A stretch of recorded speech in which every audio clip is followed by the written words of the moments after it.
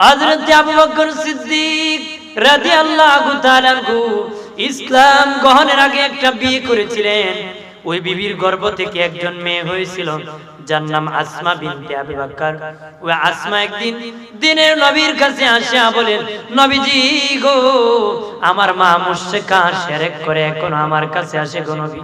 আমার মা আপনাকে মানে না, আল্লাহকে মানে না, এখনো শিরক করে নবীজি। আমি আসমার কাছে আমার মা আসে, আমি আমার মায়ের সাথে কেমন আচরণ করতে পারি?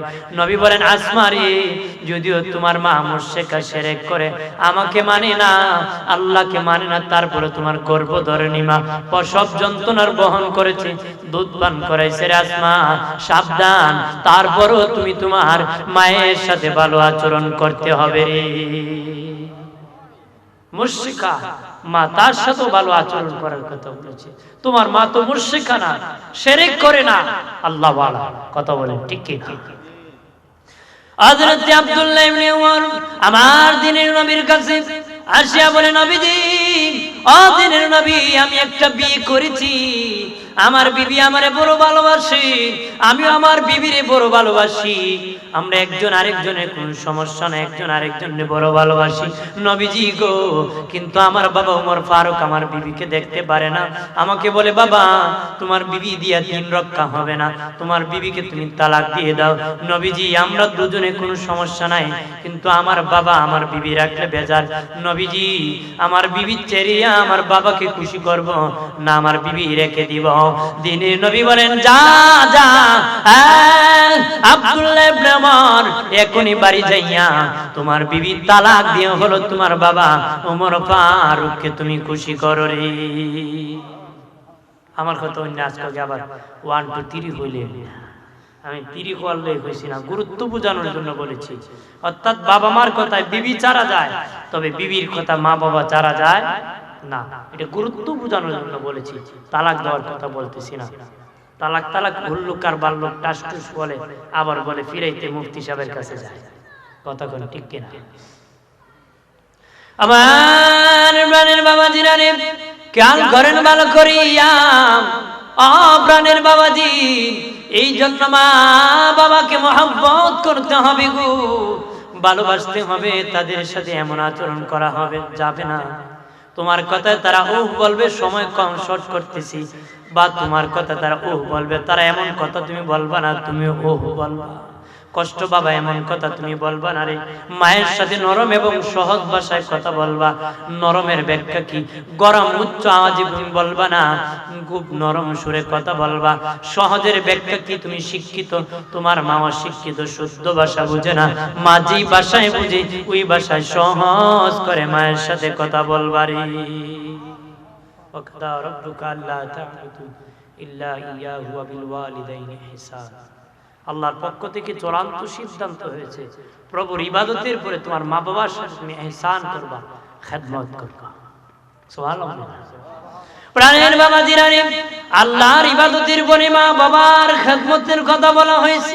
মুফাসসিরিন কিরাম তাফসীরের কিতাবে এনেছেন, আল্লাহর পরে ভাইয়ের কথা বলতে পারতেন, বোনের কথা বলতে পারতেন, দাদার কথা বলতে পারতেন, উস্তাদের কথা বলতে পারতেন, পিতামাতার কথা কেন বললেন? বাবাজি গো, আমার আল্লাহ বিনা স্বার্থে বান্দা বান্দি লালন পালন করে। আর মা বাবাও পৃথিবীর মধ্যে যত মানুষ যাকে যে কিছু করে স্বার্থের কারণে করে, মতলব ছাড়া কেউ কারো করে না। তবে দুইটা মানুষ বিনা স্বার্থে করে, তারা হলো মা এবং বাবা। যাই করে, আমার ছেলেটা বড় হবে, মিস্টার হবে, মাস্টার হবে, সুস্থ থাকবে, ভেলনিটা আনাবে, এটা শুধু সন্তানের জন্য করে। কথা বলেন ঠিক কিনা? আপনার খালায় যদি আপনার বেশি আদর করে, মনে করেন মতলব ভালো না, খালার তো বোন একজন বিয়া দেওই দিবে, কারণ সে মতলব ছাড়া কেউ আদর করে না, কাউকে কেউ উদ্দেশ্য করে না। মতলব ছাড়া পৃথিবীতে মানুষের মধ্যে যে বিনা স্বার্থে খাওয়ায়, এটা হলো মা বাবা। এটা হলো কি? এই জন্য আল্লাহ বিনা স্বার্থে খাওয়ায়। আল্লাহ খাওয়াইলে আল্লাহর কোনো লাভ আছে নাকি? আপনি যে ইবাদত না করেন, আল্লাহ লস আছে? বান্দা শান্তিতে জান্নাত থাকবে, হায়াত দিয়েছে বিনা স্বার্থে বান্দার সুখের জন্য। এই জন্য হচ্ছে আল্লাহ যেমন বিনা স্বার্থে বান্দা বান্দিকে খাওয়ায়, মা বাবা বিনা স্বার্থে। এই জন্য আল্লাহর পরেই মা বাবার কথা বলা হয়েছে। সুবহানাল্লাহ বলেন না? আরো জোরে বলে। আমার প্রাণের বাবাজিরা রে, খেয়াল করেন ভালো করিয়া, ও বাবাজি, নবী বলেন, আরে আমার উম্মতেরা, মা বাবার জন্য একটু কষ্ট করলে মা বাবার সাথে কষ্টের শেয়ার করিও না রে। বলিও না মা তোমার জন্য এত মেহনত করেছি, এই দুঃখের কথা মায়ের সাথে শেয়ার করিও না, বাবার সাথে শেয়ার করিও না রে। তুমি ঢাকা বা চিটাগং থেকে ঈদের সময় বাবাজি রেলের সিট পাও না, দাঁড়িয়ে দাঁড়িয়ে আসছো, মায়ের কাছে আসিয়া বলিও না মা তোমার সাথে আমার ঈদ করতে বড় কষ্ট হয়েছে, দাঁড়িয়ে আসতে হয়েছে।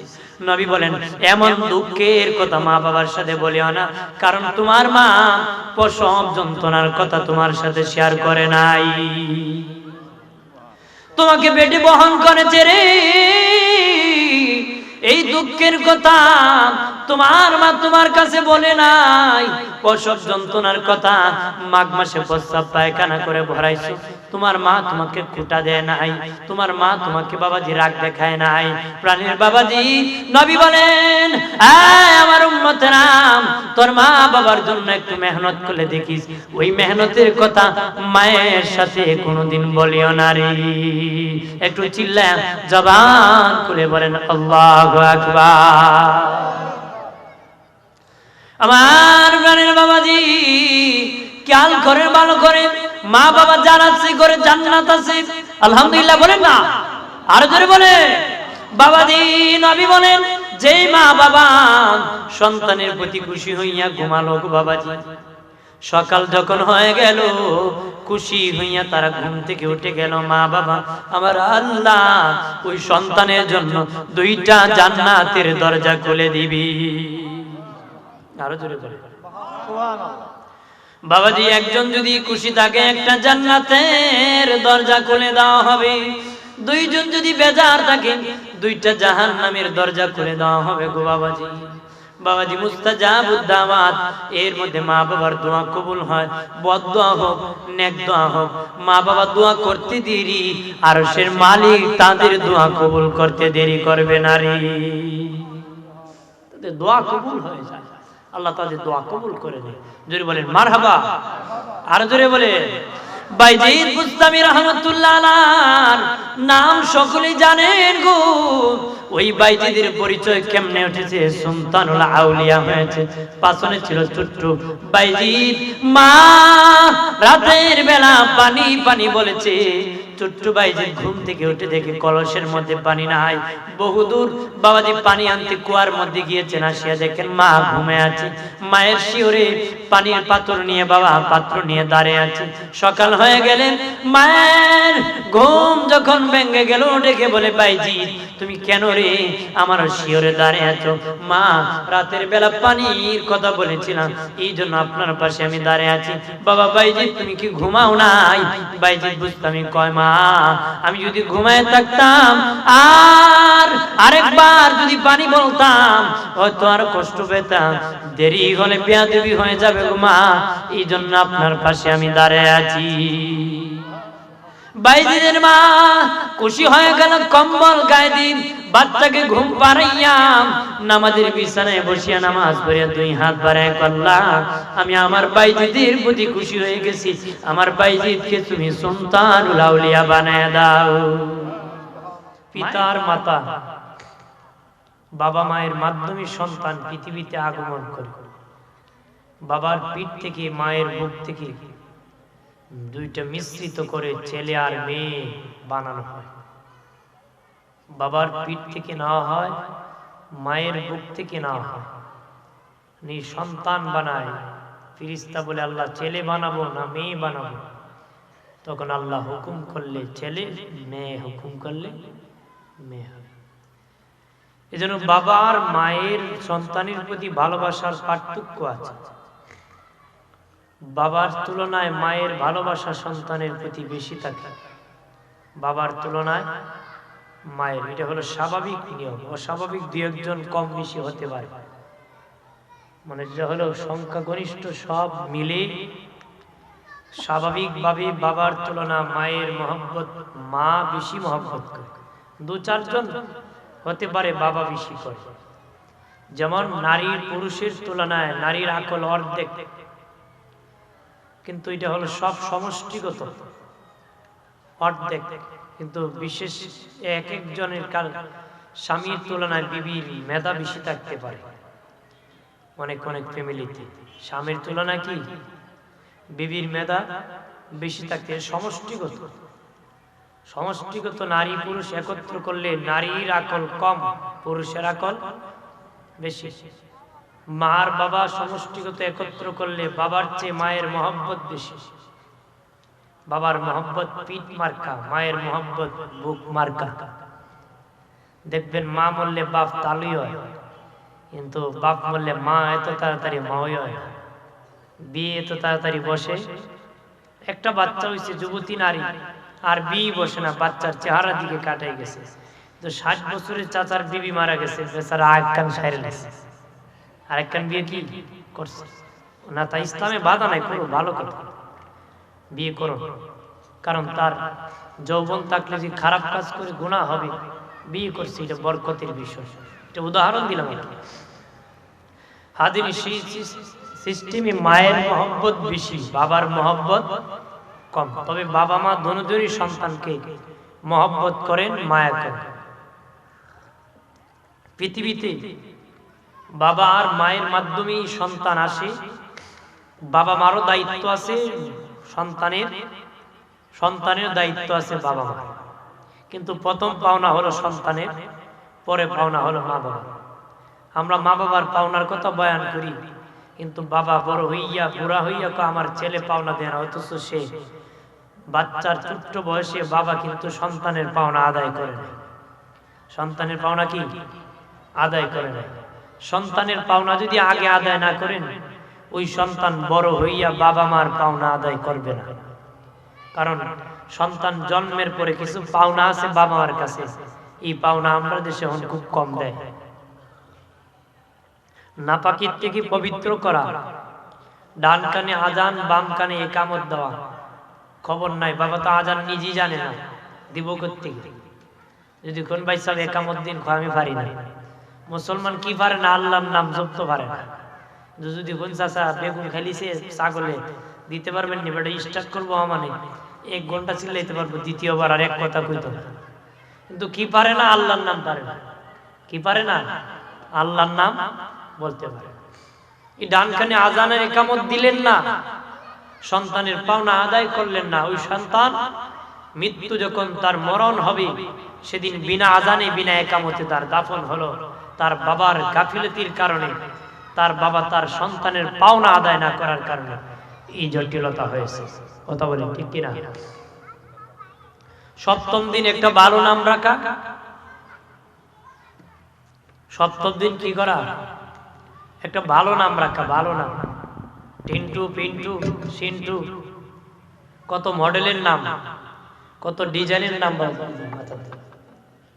কতদিন কত ডিজাইনের নাম আমাদের দেশে প্রচলিত আছে। কত ডিজাইনের নাম কি প্রচলিত আছে। এই কারণে হযরত ওমর ফারুক রাদিয়াল্লাহু তাআলা আনহুর কাছে এক ব্যক্তি আসিয়ে বলে, হুজুর, আমার ছেলে আমার কথা শুনে না। উনি বললেন, তুমি তোমার ছেলের পাওনা আদায় করছো নি? এই বেচারা কয়, হ্যাঁ আমি করছি। কি পাওনা আদায় করছো বলো? সপ্তম দিন কি নাম রাখছো? জহুল রাখছো। আমরা রাখি জুয়েল, এলার উইলের পার্থক্য। তে উনি কয়, সপ্তম দিন ছেলের পাওনা আদায় করছো না, এই জন্য ছেলে বড় হইয়া তোমার পাওনা আদায় করে। সপ্তম দিন মাথা মুন্ডন করে ভালো একটা নাম রাখা। ওই ব্যক্তি, ওই সন্তান কি ভালো নাম, কি ভালো নাম পাওনা বাবার কাছে, সন্তানের পাওনা বাবার কাছে, কি সন্তানের পাওনা। বাবার 7 বছর বয়সে নামাজের আহ্বান করা, 10 বছর বয়সে যদিও না পড়ে বেদ দিয়ে আঘাত করা। নবী সন্তান ভালো বানানোর 10টা উপদেশ দিয়েছেন। এর মধ্যে একটা হলো, নবী বলেছেন ঘরের মধ্যে একটা বেত রাখবারি। কেটা রাখবা? বেত রাখবা। বেটা বউ ফিরে বললে বেত রাখছে, সন্তান ভালো বানানোর জন্য বেত। আমার বানের বাবাদের অনেক সময় কম, সাহাবী বলল, নবীজি খেদমত করব কার? নবী বললেন, কালা উম্মুকা, তোমার মার। ক্বালা সুম্মা মান, এরপরে কে? নবী বললেন ক্বালা উম্মুকা, তোমার মা। ক্বালা সুম্মা মান, এরপরে কে? নবী বললেন ক্বালা উম্মুকা, তোমার মা। চতুর্থবার সাহাবী বলল খেদমত করব কার? নবী বললেন ক্বালা আবুকা, তোমার পিতার। পঞ্চমবার সাহাবী বলল খেদমত করব কার? নবী বললেন ক্বালা আদনাকা আদনাকা, তারপরে তোমার পাড়া প্রতিবেশীর খেদমত করবা। একটু চিল্লায় জবান খুলে বলি সুবহানাল্লাহ। দিনের নবী মায়ের কথা 3 বার বলেছেন, বাবার কথা 1 বার বলেছেন। মায়ের কথা 3 বার, খেদমতের কথা বলেছেন, বাবার কথা 1 বার বলেছেন। কেন জানুনি? বাবার মধ্যে মায়ের মধ্যে 3টা যন্ত্রণা আছে, মা বাবার মধ্যে 1টা যন্ত্রণা আছে। এই 3 যন্ত্রণার কথা বলতে যাইয়া নবী 3 বার মায়ের কথা বলেছে। বাবার মধ্যে 1টা যন্ত্রণা, নবী 1টা যন্ত্রণার কথা বলতে 1 বার বলেছে। সুবহানাল্লাহ। বাবার মধ্যে 3টা যন্ত্রণা, মায়ের মধ্যে, বাবার মধ্যে 1টা যন্ত্রণা। নবী 3 বার সতর্ক করে মায়ের কথা 3 বার বলেছেন, বাবার কথা 1 বার, কষ্টের কথা বলে নবী 1 বার বলেছেন। তবে বাবা মা দুজনকে সম্মান করতে হবে, খেদমত করতে হবে। একজনের কথা 3 বার বলেছেন, আরেকজন 1 বার বলেছেন। একজনকে খাওয়াবেন, আরেকজনকে বাদ দিবেন, এই উদ্দেশ্যে বলা হয়। মায়ের কথা 3 বার বলেছেন। প্রথম কারণ হলো আমি আপনি যখন মায়ের পেটে গিয়েছি, বাবাজি মা ঘুমাতে পারে না, মা খেতে পারে না, বমি হয়। দিনের নবীজি বলেন যে মা বাচ্চা পেটে নিয়ে রাত ঘুমাতে পারলো না, 10 মাস রাত্রে সজাগ থেকে নফল ইবাদত করলে যে সওয়াব হতো, ওই নারীর আমলনামায় 10 মাস নফল নামাজ পড়ার সওয়াব আমলনামায় দেওয়া হবে। মহিলারা টিভি দেখে আর সিনেমা দেখে সওয়াব খুব সুই। হ্যাঁ, এখন তো ডিজিটাল যুগ, ফেসবুক চালায়, ও সময় কাটে না। এর আগের বুজুর্গ মহিলারা, নারীরা, তারা নেক কাজ করত।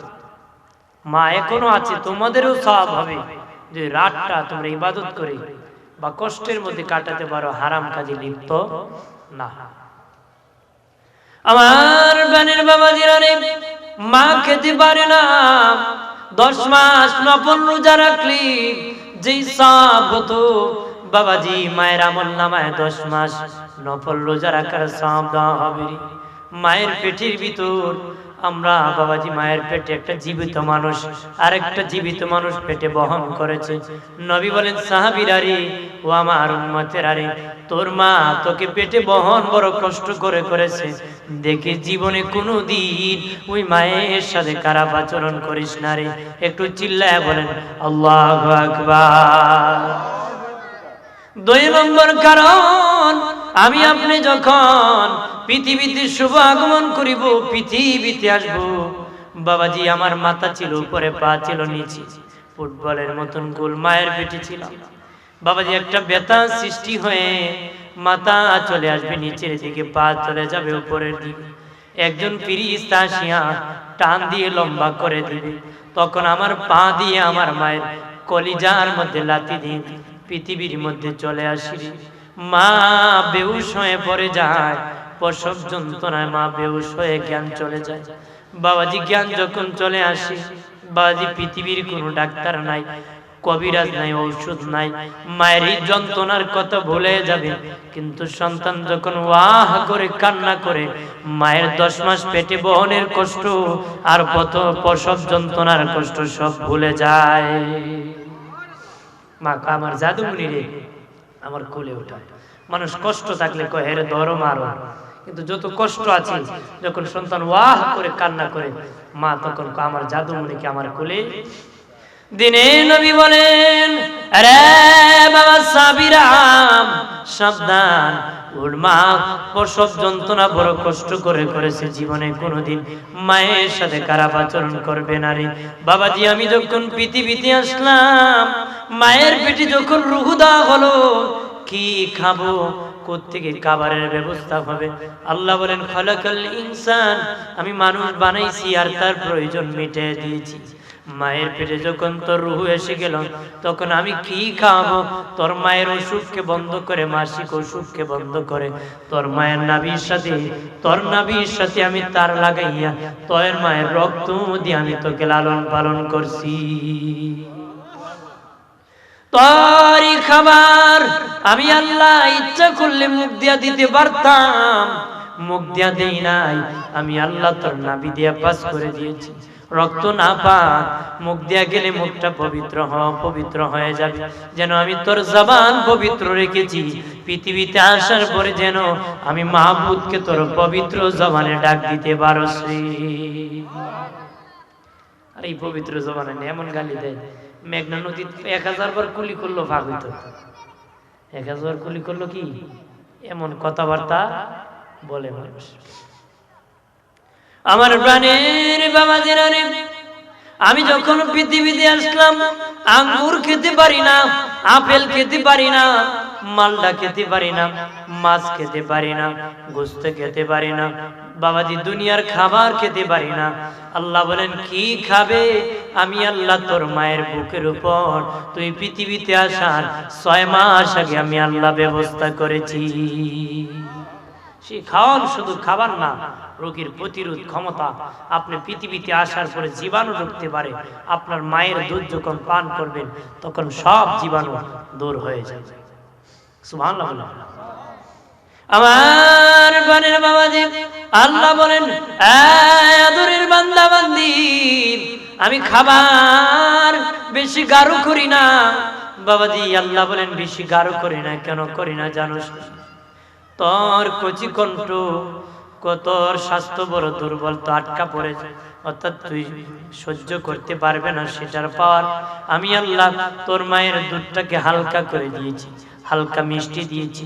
তোর মায়ের একটা বুটা দিয়ে দুধ বাহির করি নাই, একটা বুটা দিয়ে দুধ বাহির করলে তুই চুষা মারলে অনেক দুধ বাহির হয়, কচি কণ্ঠে আটকা পড়ে তুই মরে যেতে পারস।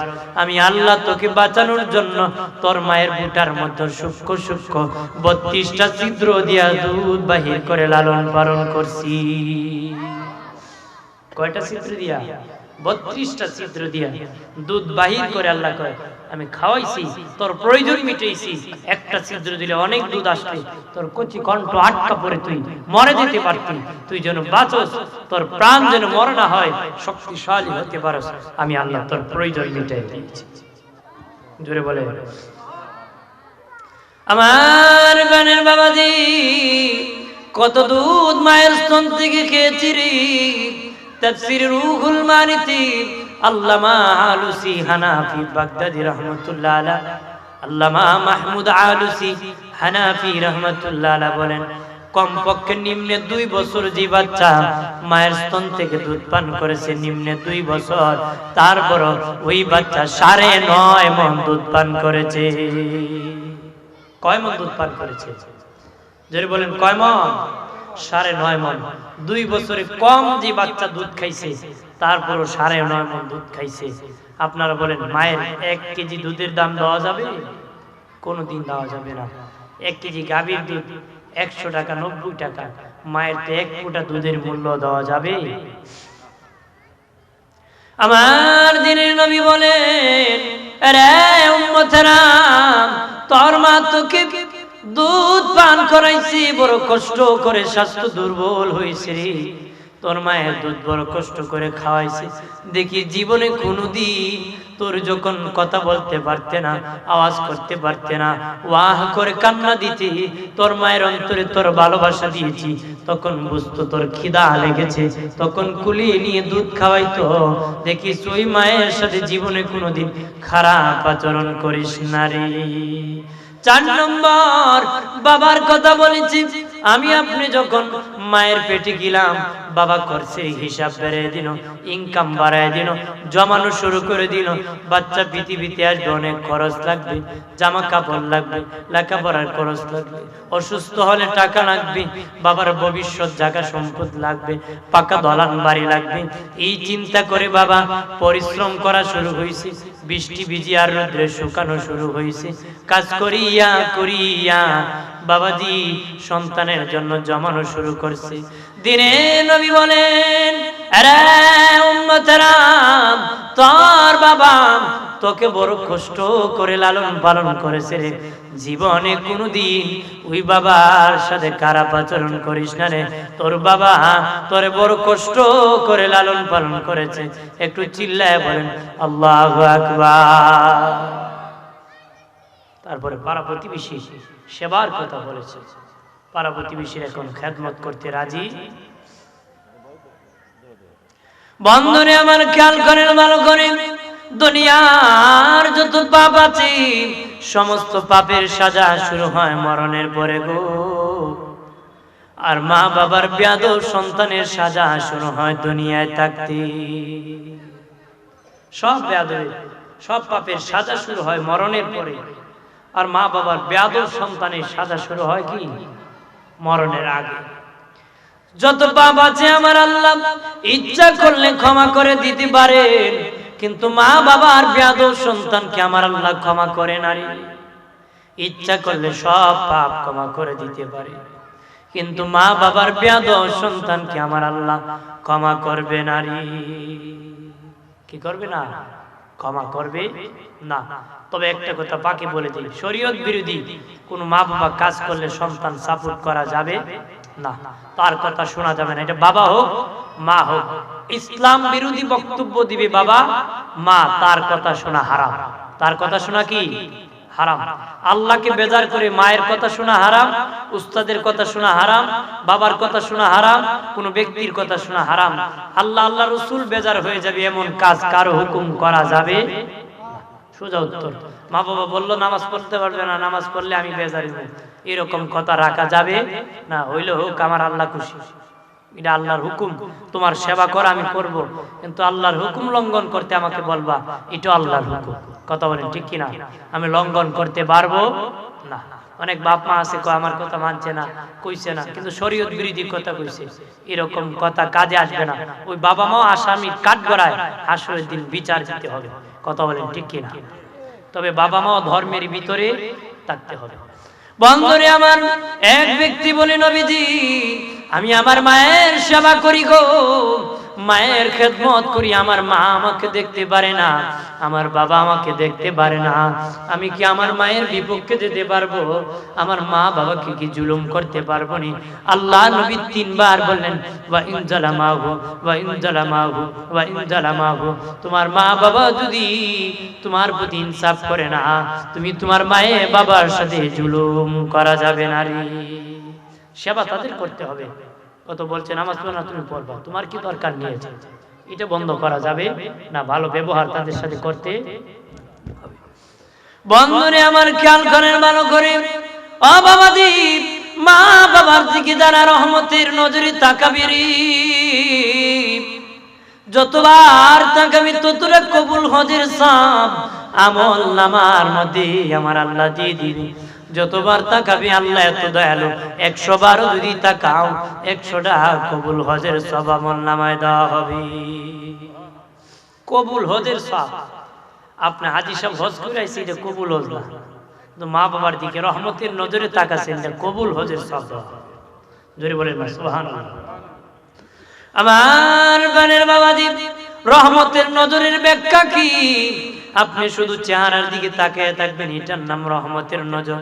সুন্দর সুন্দর কথা বললেন, এটার নাম রহমতের নজর না। মায়ের ওষুধ লাগবে, বাবার ওষুধ লাগবে না, ওষুধ আনো, এটা একটা দয়ার নজর। বাবা ওযু করবানি, এটা একটা দয়ার নজর। বাবা গোসল করবানি, মা গোসল করবানি, এটা একটা দয়ার নজর। মা কিছু খাইবানি, এটা একটা দয়ার নজর। বাবাজি কোনো লঙ্গি লাগবে নি, জামা লাগবে নি, এটা একটা কাপড় লাগবে নি, এটা একটা দয়ার নজর। বাজারে গিয়েছেন আঙ্গুর ফল এনে মাকে বাবাকে দিয়েছেন, এটা একটা দয়ার নজর। যতটা খেদমত করবেন ততটা কবুল হজের সওয়াব আমলনামায় দেওয়া হবে। তো শুরু ভাই খাওয়ায় আর তুমি গেলে কতখানি ভাবে তাকাইলে কবুল হজের সওয়াব। হ্যাঁ, আমরা যে থাকবেন তাকে হেল্প করবেন, বিপদে সহযোগিতা করবেন, এটা হলে এতিমের মাথা হাতা। আপনি শুধু হাতে দিলেন, 2 টাকা দিলেন না একদিনও, এটার নাম না। আমার প্রাণের বাবা জিনারে হযরত তুফাইল রাদিয়াল্লাহু তাআলা আনহু থেকে গো হাদিস বর্ণিত হয়েছে। হযরত তুফাইল রাদিয়াল্লাহু তাআলা আনহু বলেন যে হেরানা নামক জায়গার মধ্যে দিনের নবী সাহাবীদের মধ্যে গোশত কেটে কেটে বন্টন করে দিতেছেন। হঠাৎ করিয়া বাবাজি একজন বৃদ্ধ মহিলা নবীজির দরবারে এসেছে। নবীর চাদর মুবারক, রুমাল মুবারক বিছায়া দিছে। মারহাবা বলেন। আজকে সভাপতি মণ্ডলীর সভাপতি আমার সত্যিও স্যার জনাব নুরুল আলম সিরাজি স্যার এসে গেছেন। মারহাবা বলেন। মারহাবা বলেন। দোষী বলেন আল্লাহুম্মা সাল্লি আলা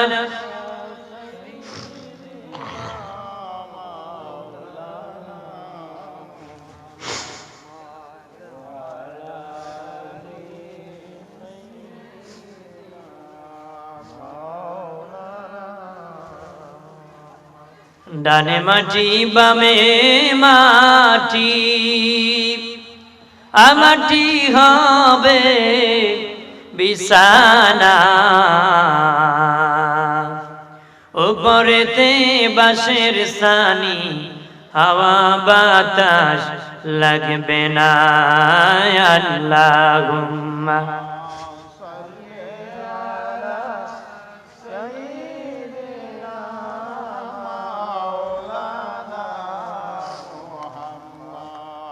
وعلى آله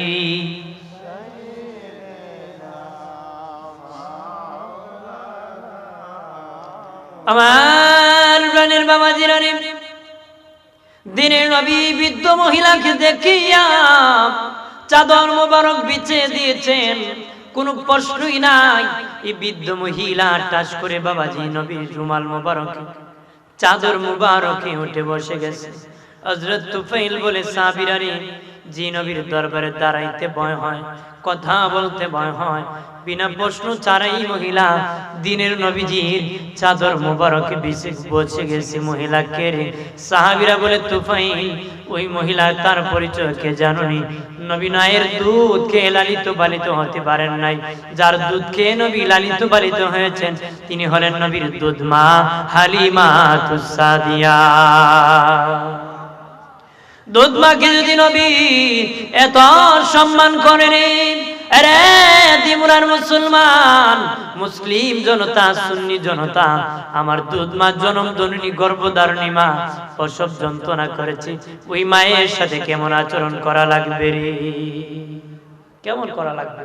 দুধ মাকে যদি নবী এত সম্মান করেন, আমরা কেমন করব? হযরত আবু বকর সিদ্দিক রাদিয়াল্লাহু তাআলা আনহু ইসলাম গ্রহণের আগে একটা বিয়ে করেছিলেন। ওই বিবির গর্ভ থেকে একজন মেয়ে হয়েছিল, যার নাম আসমা বিনতে আবু বকর। ওই আসমা একদিন দিনের নবীর কাছে আসিয়া বলেন, নবীজি গো, আমার মা মুশরিকা শিরক করে এখনো আমার কাছে আসে গো নবী।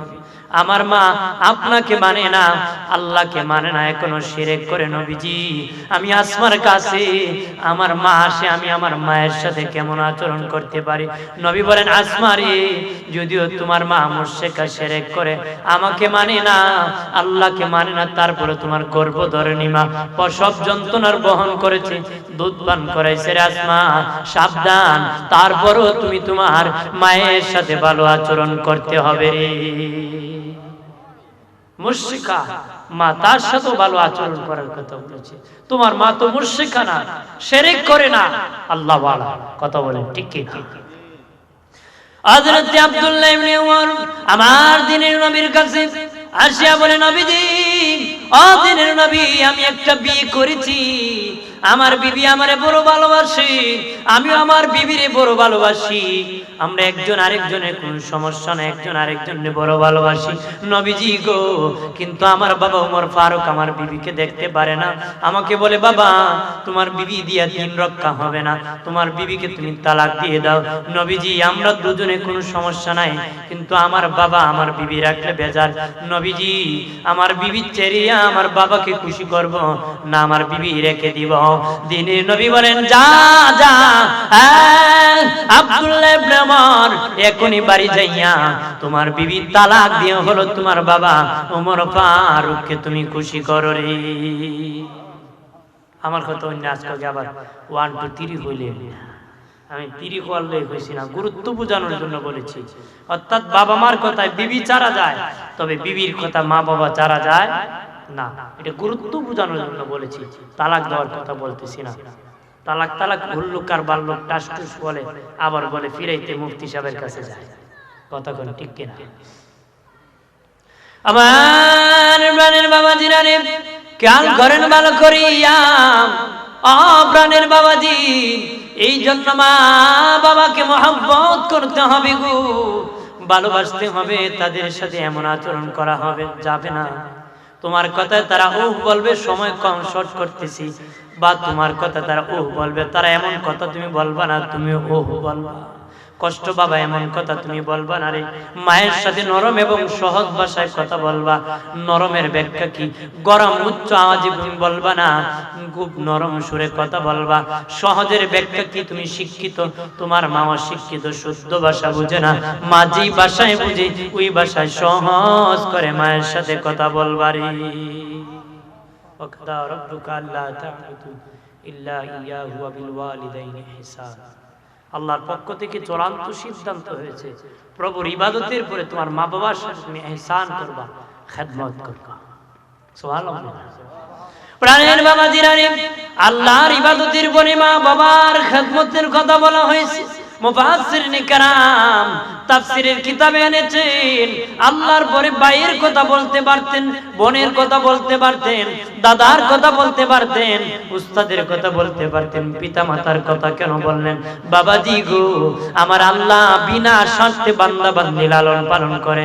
আর মা বাবাও পৃথিবীর মধ্যে যত মানুষ যাকে যে কিছু করে স্বার্থের কারণে করে, মতলব ছাড়া কেউ কারো করে না। তবে দুইটা মানুষ বিনা স্বার্থে করে, তারা হলো মা এবং বাবা। যাই করে আমার ছেলেটা বড় হবে, মিস্টার হবে, মাস্টার হবে, সুস্থ থাকবে, ভেলনিটা আনাবে, এটা শুধু সন্তানের জন্য করে। কথা বলেন ঠিক কিনা? আপনার খালায় যদি আপনার বেশি আদর করে মনে করেন মতলব ভালো না, খালার তো বোন একজন বিয়া দেওই দিবে, কারণ সে মতলব ছাড়া কেউ আদর করে না, কাউকে কেউ উদ্দেশ্য করে না। মতলব ছাড়া পৃথিবীতে মানুষের মধ্যে যে বিনা স্বার্থে খাওয়ায়, এটা হলো মা বাবা। এটা হলো কি? এই জন্য আল্লাহ বিনা স্বার্থে খাওয়ায়। আল্লাহ খাওয়াইলে আল্লাহর কোনো লাভ আছে নাকি? আপনি যে ইবাদত না করেন আল্লাহর লস আছে? বান্দা শান্তিতে জান্নাত থাকবে, হায়াত দিয়েছে বিনা স্বার্থে বান্দার সুখের জন্য। এই জন্য হচ্ছে আল্লাহ যেমন বিনা স্বার্থে বান্দা বান্দিকে খাওয়ায়, মা বাবা বিনা স্বার্থে। এই জন্য আল্লাহর পরেই মা বাবার কথা বলা হয়েছে। সুবহানাল্লাহ বলেন না? আরো জোরে বলে। আমার প্রাণের বাবাজিরা রে, খেয়াল করেন ভালো করিয়া, ও বাবাজি, নবী বলেন রে আমার উম্মতেরা, মা বাবার জন্য একটু কষ্ট করলে মা বাবার সাথে কষ্টের শেয়ার করিও না রে। বলিও না মা তোমার জন্য এত মেহনত করেছি, এই দুঃখের কথা মায়ের সাথে শেয়ার করিও না, বাবার সাথে শেয়ার করিও না রে। তুমি ঢাকা বা চিটাগং থেকে ঈদের সময় বাবাজি রেলের সিট পাও না, দাঁড়িয়ে দাঁড়িয়ে আসছো, মায়ের কাছে আসিয়া বলিও না মা তোমার সাথে আমার ঈদ করতে বড় কষ্ট হয়েছে, দাঁড়িয়ে আসতে হয়েছে। নবী বলেন এমন দুঃখের কথা মা বাবার সাথে বলিও না, কারণ তোমার মা প্রসব যন্ত্রণার কথা তোমার সাথে শেয়ার করে নাই। তোমাকে পেটে বহন করেছে রে, এই দুঃখের কথা তোমার মা তোমার কাছে বলে নাই। প্রসব যন্ত্রণার কথা, মাঘ মাসে প্রস্রাব পায়খানা করে ভরাইছো, তোমার মা তোমাকে কুটা দেয় নাই, তোমার মা তোমাকে বাবাজি রাগ দেখায় নাই। প্রাণের বাবাজি, নবী বলেন আমার উম্মতেরা তোর মা বাবার জন্য একটু মেহনত করলে দেখিস, ওই মেহনতের কথা মায়ের সাথে কোনোদিন বলিও না রে। একটু চিল্লায় জবান খুলে বলেন আল্লাহু আকবার। আমার প্রাণের বাবাজি, খেয়াল করে ভালো করে, মা বাবা যার আছে করে জান্নাত আছে, আলহামদুলিল্লাহ বলেন না, আরো জোরে বলে।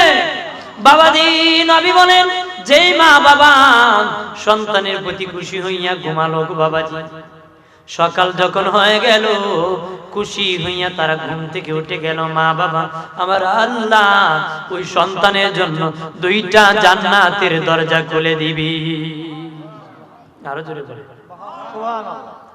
বাবাজি একজন যদি খুশি থাকে একটা জান্নাতের দরজা খুলে দেওয়া হবে, 2 জন যদি বেজার থাকে 2টা জাহান্নামের দরজা খুলে দেওয়া হবে গো বাবাজি। বাবাজি মুস্তাজাবুদ দাওয়াত, এর মধ্যে মা বাবার দোয়া কবুল হয়, বদ দোয়া হোক নেক দোয়া হোক, মা বাবা দোয়া করতে দেরি, আরশের মালিক তাদের দোয়া কবুল করতে দেরি করবে না রে। তাদের দোয়া কবুল হয়ে যায়, আল্লাহ তাদের দোয়া কবুল করে দেয়। জোরে বলেন মারহাবা, আর জোরে বলে। বাইজিদ বুস্তামি রাহমাতুল্লাহ আলাইহির নাম সকলেই জানেন গো।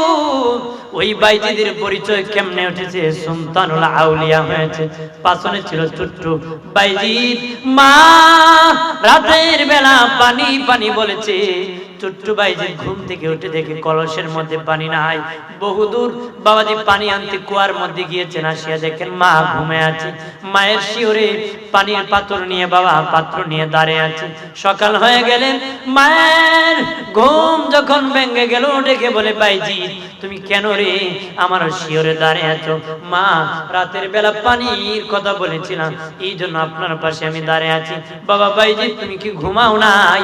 বাইজিদ বুঝতামি কয়, মা আমি যদি ঘুমায় থাকতাম আর আরেকবার যদি পানি বলতাম হয়তো আর কষ্ট পেতাম, দেরি হলে বেয়াদবি হয়ে যাবে গো মা, এই জন্য আপনার পাশে আমি দাঁড়িয়ে আছি। বাইজিদের মা খুশি হয়ে গেল, কম্বল গায়ে দিন বাচ্চাকে ঘুম পাড়াইয়া নামাজের বিছানায় বসিয়া নামাজ পড়িয়া 2 হাত বাড়ায় আল্লাহ আমি আমার বাইজিদের প্রতি খুশি হয়ে গেছি, আমার বাইজিদকে তুমি সুলতানুল আউলিয়া বানায় দাও। মায়ের দোয়া, সাধারণ ছোট্ট ছেলে সুলতানুল আউলিয়া, সারা দুনিয়ার মানুষ তার নাম জপতেছে বলতেছে সুবহানাল্লাহ। আমার প্রাণের দোস্ত বুজুর্গরা রে, খেয়াল করেন ভালো করিয়া, ওই মায়ের সাথে গো খারাপ আচরণ করা যাবে না রে। মুসা নবী আল্লাহকে একদিন দেখে বলে, মালিক ফেরাউন এত জ্বালান জ্বালায়, তুমি কি গজব দিয়া ফেরাউনকে ধ্বংস করতে পারো না? আল্লাহ কয়, মুসা রে আমি 4টা কারণে ফেরাউনকে গজব দেই না রে। কয়টা কারণ? 1 নম্বর কারণ, আল্লাহ বলেন মুসা দিনের বেলা ফেরাউন বলে আমি খোদা, রাত যখন হয়ে যায় জঙ্গলে যায় সেজদায় পড়ে কয়, মালিক আমি জানি গো আমি খোদা না তুমি খোদা, কিন্তু আমার খোদা বললে বড় ভালো লাগে গো আল্লাহ, আমার খোদা বললে ভালো লাগে, তাই তুমি গুসা করিয়া আমার প্রতি গজব দিও না। আল্লাহ কয়, মুসা রে ফেরাউনের দুয়ার কারণে আমি গজব দেই না রে। ফেরাউনের দুয়ার। এরপরে আমার আল্লাহ বলেন, এ মুসা 2 নম্বর কারণ হলো তোমার পরনে জুব্বা, ফেরাউনের পরনে জুব্বা, তোমার মুখে দাড়ি, ফেরাউনের মুখে দাড়ি, তোমার মাথায় পাগড়ি, ফেরাউনের মাথায় পাগড়ি। রে মুসা আমি যদি গজব দিয়া ধ্বংস করে দিই, পাগড়ির বেজ্জতি হবে, দাড়ির বেজ্জতি হবে, জুব্বার বেজ্জতি হবে, ইজ্জত রক্ষার জন্য আমি আল্লাহ ফেরাউনকে গজব দেই না রে। 3 নম্বর কারণ, আমার আল্লাহ বলেন মুসা রে ফেরাউনের বাড়িতে প্রতিদিন দুপুর বেলা এতিমেরা এক বেলা ফেরাউনের বাড়িতে খায় রে। দুপুর বেলা এতিমরা খাইয়া 2 হাত বাড়ে আল্লাহর কাছে বলে, মালিক আল্লাহ গো তুমি গুসা হইয়া যদি ফেরাউনকে ধ্বংস করে দাও, গজব দিয়ে দাও, আমাদের এতিমদেরকে খেয়ে খাওয়াবে গো আল্লাহ। ও আল্লাহ আমরা দোয়া করতেছি তুমি ফেরাউনকে গজব দিও না। আল্লাহ কয়, মুসা রে ওই এতিমের দুয়ার কারণে আমি আল্লাহ গজব দেই না রে। 4 নম্বর কারণ, আল্লাহ বলে রে মুসা 4 নম্বর কারণ, ফেরাউনের একটা বিদ্যামান নিজে নিজে খেতে পারে না, নিজে হাঁটতে পারে না, গোসল করতে পারে না, কাপড় পরতে পারে না। ফেরাউন নিজ হাতে মাকে গোসল করায়, তৈল মাখায় দেয়, বাবা কাপড় চাপড় পরায় দেয়, নিজ হাতে নিজে নিজে মাকে খাওয়ায় দেয়। তখন খাওয়ায় বসায় দেয়, ফেরাউনের মা 2 হাত বাড়ায়, আল্লাহ তুমি যদি গুসা করিয়া আমার ফেরাউনকে ধ্বংস করে দাও, আমি মায়ের সেবা কে করবে? আল্লাহ কয়, মুসা রে, ফেরাউনের মায়ের দুয়ার কারণে আমি গজব দেই না রে। ফেরাউনের মতন পাপিষ্ঠকে তার মায়ের দোয়ার কারণে আল্লাহ বাঁচাইছে। সুবহানাল্লাহ। মুসা নবী আল্লাহর কাছে বলে, মালিক আল্লাহ, আমার সাথে কে জান্নাতে থাকবে? আল্লাহ বলেন, ও মুসা, তোমার সাথে অমুক বাজারের কসাই ব্যক্তি জান্নাতে থাকবে। মুসা মনে মনে কয়, আল্লাহ দিলায় তো দিলায়, কসাই ব্যক্তিরে দিলায়, ওই কসাই কিভাবে আমি মুসার সাথে জান্নাতে থাকতে দেখতে হবে। দৌড়ে বাজারে গিয়েছে, বাবাজি গরু জবাই করে গোশত বিক্রি করতেছে, একটা নরম গোশতের পুতলা একটা চাইটে রেখে দিয়েছে। বাসায় যখন বিকালে ফিরবে, গোশত নিয়ে বাড়িতে চলে গিয়েছে, গোশত কাটিয়া পাকাইছে। মুসা নবী কসাই ব্যক্তির পেছনে পেছনে যাচ্ছে রে, পাকাইয়া নিজ হাতে ওই কসাই তার মারে খাওয়াইতেছে। মা খায়া খায়া 2 হাত বাড়ে বলে, আল্লাহ আমার সন্তান আমারে বড় আদর করে খাওয়াইতেছে, আল্লাহ আমি মা কি দিব? দোয়া করে যাই, আমার সন্তানদের যুগের নবী মুসার সাথে তুমি জান্নাতে রাই করি। মুসা নবী, বাবারে কসাই বেটারি মায়ের দোয়ার কারণে আমার সাথে জান্নাতে থাকবে, মায়ের দোয়ার কারণে। বনি সালমা গোত্রের একটা যুবক ছেলে দিনের নবীর কাছে আসিয়া বলে, নবী এটা আমার শেষ কথা বাবাজি। বনি সালমা গোত্রের একটা যুবক ছেলে নবীকে আসিয়া বলে, ইয়া রাসূলুল্লাহ, কত মানুষ মা বলে, কত মানুষ বাবা বলে গো, মা মা বলে ডাকে, বাবা বাবা বলে ডাকে, আমার মা নাই, আমার বাবা নাই। নবীজি, কত মানুষ মা বাবার সেবা করে, খেদমত করে গো নবী, আমার মা বাবা নাই, সেবা করার সুযোগ নাই। মা বাবার ইন্তেকালের পরে কি খেদমতের সুযোগ আসেনি? দুশোই পড়েন আল্লাহুম্মা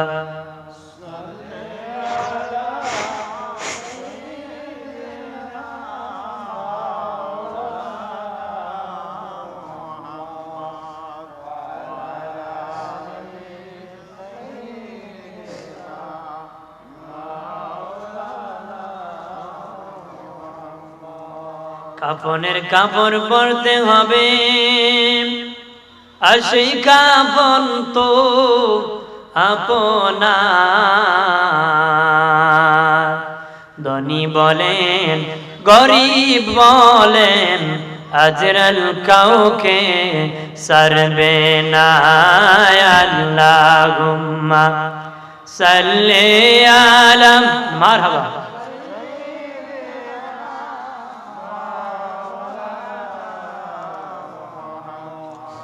ওয়াইলা আলি।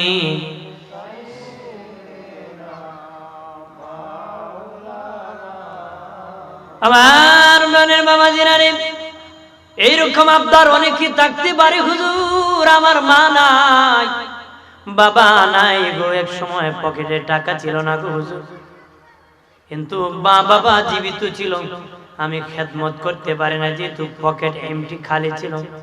আজকে টাকার অভাব নাই, কিন্তু মা বাবা নাই, খেদমত করার সুযোগ আসেনি। ঠিক বনি সালমা গোত্রের যুবক ছেলেটা নবীর কাছে বলেছিল, ইয়া রাসূলুল্লাহ, আমার মা নাই, আমার বাবা নাই, ইন্তেকালের পরে খেদমতের সুযোগ আসেনি। নবী বললেন, বনি সালমা গোত্রের যুবক, যদিও তোমার মা নাই, বাবা নাই রে, আমার আল্লাহ খেদমতের দরজা বন্ধ করে নাই, খেদমতের দরজা আমার আল্লাহ খোলা রাখছে। সুবহানাল্লাহ। কেদা খেদমতের দরজা খোলা রাখছে। এইটা মানুষ বাজারে থাকে তো স্বাভাবিক, আমাদের শহর কেন্দ্রিক এলাকা যা আছে, পাশাপাশি বাজারে মানুষ অবস্থান করে, এটা হলো স্বভাব, অভ্যাস। বাজার হলো নিকৃষ্ট জায়গা, মসজিদ হলো উত্তম জায়গা। তবে বাজারও যেতে পারেন যদি উদ্দেশ্য ভালো থাকে। কি ভালো থাকে? এক সাহাবীরে ধরে নেওয়া হয়েছে, হুজুর হে বেটা বাজারে বেশি যায়। রাসূলুল্লাহ কইলা তুমি বাজারে বেশি ঘোরাও কেন? রাসূলুল্লাহ বাজারে মানুষ বেশি থাকে, আমি বেশি মানুষকে সালাম দিই, সওয়াব বেশি। আমি এই উদ্দেশ্যে ঘুরাই, সালাম দিব বেশি, সওয়াব করব। রাসূলুল্লাহ তোমার উদ্দেশ্য ভালো, অসুবিধা নেই, উদ্দেশ্য ভালো, কারণ সালাম দেওয়ার উদ্দেশ্যে বাজারে হাঁটা। তা আমরা যেন উদ্দেশ্য ভালো করে অবস্থান। আমার প্রাণের বাবা জিরানি, দিনের নবী 5টা খেদমতের কথা বলেছেন, জুড়ে বলেন কয়টা? 5টা।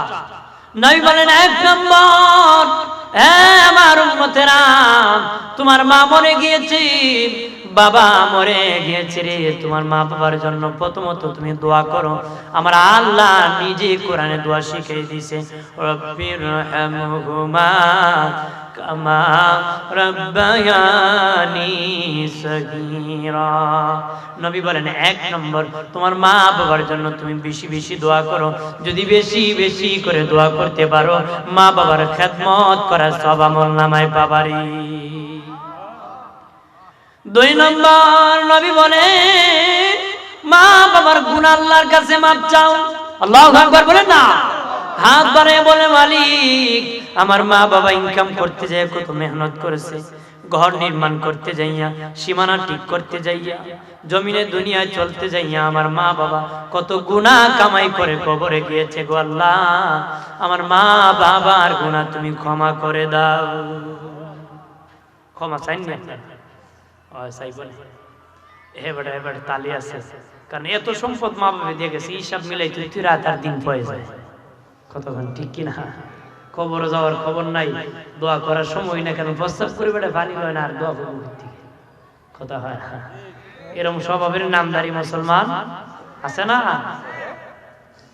আমার প্রাণের বাবা জিরানি, আমার দিনের নবী বলেন বেশি বেশি করে গুনাহ ক্ষমা চাইবা, মাপ চাইবা। যে সন্তান মা বাবার কবরের পাশে 2 হাত বাড়াইয়া মা বাবার জন্য গুনাহ ক্ষমা চাবে, আমার আল্লাহ এত দয়ালু, আল্লাহ আমি তোর মা বাবাকে ক্ষমা করে দিব। শুধু তোর মা বাবাকে ক্ষমা করব না, তুই সন্তানেরও জিন্দিগির গুনাহ খাতা ক্ষমা করে দিব রে।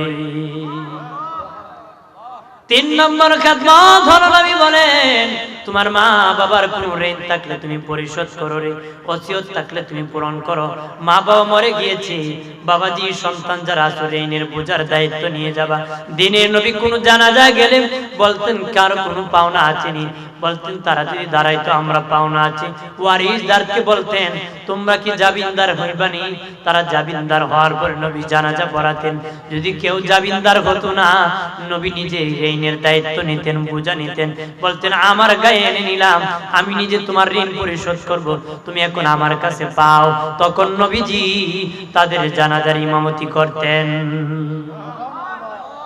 আমরা এখন নামাজ হারিয়ে বেড়ায় ও হোক তো নামাজ ছাড়ছে, খাজা আদায় করা এটাও দরকার, কিন্তু এর চেয়ে মানুষের পাওনা আদায় করা দরকার। কতক্ষণ ঠিক কিনা? জোরে বলেন না।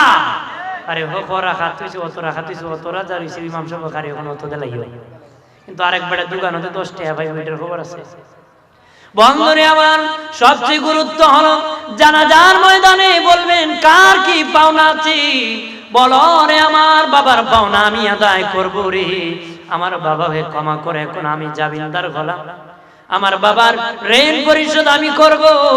নবী বলেন যে সন্তান মা বাবার ঋণের বোঝার দায়িত্ব নিবে, মা বাবার খেদমত করার সুযোগ পাবে রে। ও বাবার দল যদি ঋণ পরিশোধ না হয়ে মরে যাও, হাসরের দিন 3 পয়সার বিনিময় আমলনামা থেকে 700 রাকাত নামাজ কেটে নেওয়া হবে রে। কয়শো রাকাত?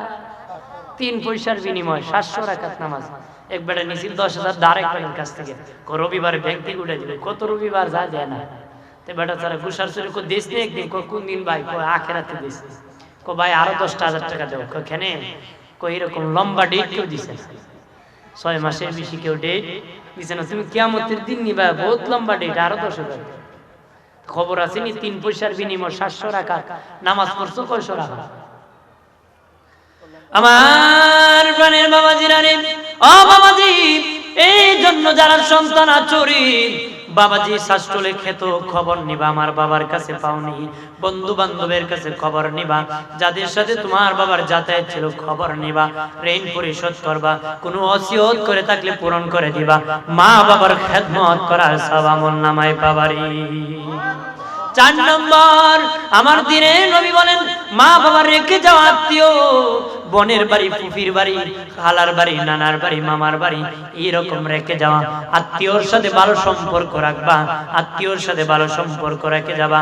মা বাবার রেখে যাওয়া আত্মীয়র সাথে ভালো সম্পর্ক রাখলে মা বাবার খেদমত করার সওয়াব পাবা। 5 নম্বর মা বাবার বন্ধু বান্ধবের সাথে ভালো সম্পর্ক রাখলে মা বাবার খেদমতের সওয়াব পাবা। তোমার বাবার সাথে একজন বৃদ্ধ মানুষ সালাম করো, আদর করো, বাসায় নিয়ে খাওয়াও, মা বাবার খাওয়ানোর সওয়াব আমলনামায় পাবারি।